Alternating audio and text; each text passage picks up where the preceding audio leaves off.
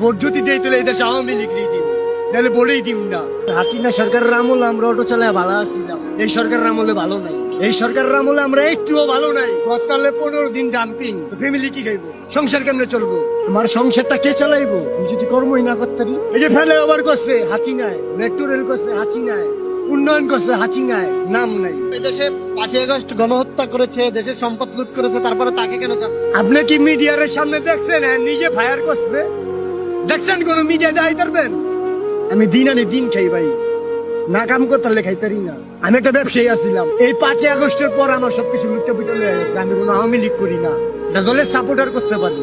Argentina Brazil নাই, দেশে supporter নাই।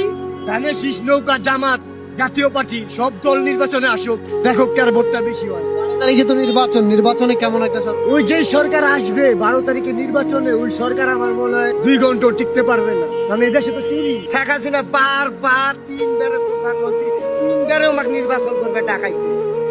আমাক তো একবার ওমাক আওয়ামী লীগ তো একবারও ডাকায় না, কারণ জানে যে শেখ হাসিনা যেই নির্বাচন দিতেছে যদি সুষ্ঠু হয়, দেশের উন্নয়ন যদি করতে পারে, যে সেই সরকারই হোক, উন্নয়ন দরকার আছে। আপনি জান দেন যে পরিস্থিতি, দেশ একটা হাকার পইরা দিছে। মানুষ ভালো আছে? প্রতিটা মানুষের খবর লয়ে দেন। এই দেশে যে মানুষ 30 কোটি, আমি দেখি 50 কোটি আছে। আবার কেউ ভোটার হয় তারা নাই। আমি এই ওয়ার্ডের ভোটার, আর ভোট যদি দেই তাহলে এই দেশে আওয়ামী লীগ দিব, নাহলে ভোটেই দিব না। এতলা যাওয়া